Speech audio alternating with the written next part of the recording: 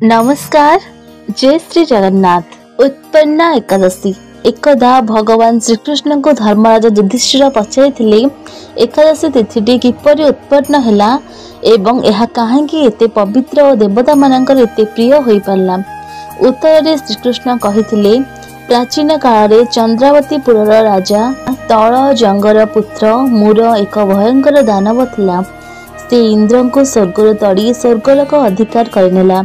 इंद्र व्याकुल होई आश्रय खोजी देवता मानक सहित क्षीर समुद्र रे पहुँचले। देवता मानक कातर प्रार्थना शुणी से रक्षा करने पाई भगवान विष्णु मुरासुर चंद्रावतीपुर रे पहुंची राक्षस मानक वध कले। तापरे बदरिका आश्रम को जाई सिंहावती नामक एक गुंफारे विश्राम नेले। भगवान को मारिया पाई मुरासुर तांको खोजी खोजी से गुंफा पाखरे पहुंची देखिला विष्णु सेठारे सोईछंती।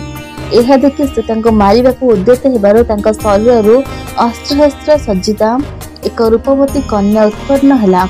सेही रूपवती कन्या मूर सहित युद्ध कले एवं शेषरे ताको बध कले। भगवानकर निद्राभंग हेबा परे से देखिले मुरासुरर मृतदेह पड़ी रहिछि।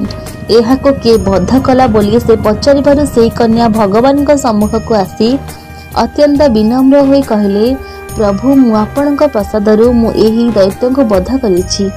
एथिरे आनंदित होई भगवान सेही कन्या को वर देबाको इच्छा करिबारु से विनम्र होई कहले, प्रभु जदि आपण प्रसन्न तेबे आपणक कृपारु सबु तिथि मध्यरे प्रधान समस्तंकर विघ्ननाश करि पारुथिबा एवं सबु प्रकारर सिद्धि देउथिबा देवी भावरे मु परिगणित हेबी।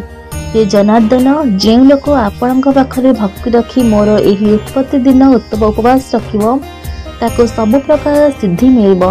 विष्णु तथास्तु कहले। मार्गशीर कृष्ण पक्ष एकादशी दिन एही देवींकर उत्पत्ति होइतिबारु तांको नाम एकादशी हैला एवं तांकर एही जन्मदिनटी उत्पन्न एकादशी भावरे प्रसिद्ध हैला। भगवान विष्णुंकर बर अनुसार प्रत्येक मासर कृष्ण शुक्ल एकादशी पवित्र दिन भावरे परिगणित हैला एवं स्वयं मुरारी एही दिनर अधिपति हेले। उत्पन्न एकादशीर महत्व विधान। एही एकादशी रे भगवान विष्णु एवं तांको अवतार को विशेष भाव परे पूजा करा जायथाय। लोक माने बालगोपालक पूजा करिथांती। शास्त्र अनुसार जे व्यक्ति श्रद्धा भाव भगवान विष्णु सहित देवी एकादशींकर पूजा करिथांती सेमानंकर समस्त मनस्कामना पूर्ण होइथाय एवं समस्त सुख लाभ करिथाय। शेषरे मोक्ष प्राप्ति होइथाय। एकादशीर विधान। उत्पन्न एकादशी व्रत दिन में सकाळ नित्यकर्म सारिबा परे भगवान को पूजा करंतु एवं व्रत कथा को शुणु। जदि 8 प्रहर उपास रखी भगवान का विष्णु का नाम एवं जप करंतु। एही पवित्र दिन में भगवान विष्णुकर सहस्त्र नाम को विशेष भाव में पाठ करंतु।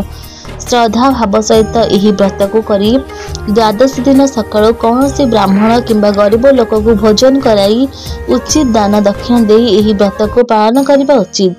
कह जाए जो पुण्य सोना भूमि गाई कन्यादान आदि मिलता है से ही पुण्य ठारू अधिक पुण्य यही एकादशी व्रत रखिबारे मिलता है। पूजार मंत्र ओम मुरा रात यही नमः। शास्त्र अनुसार जे व्यक्ति श्रद्धा भाव उत्पन्न एकादशी व्रत रखि थांती से मोहमाया प्रभाव मुक्ति पाई थाए। छल कपट भावना तांका मध्यरे कम हो जाय थाए एवं निज पुण्य प्रभाव व्यक्ति विष्णु लोकरे स्थान पाइबा पाई योग्य विभजित होई थाए। ओम नमो भगवते वासुदेवाय। जय श्री कृष्ण।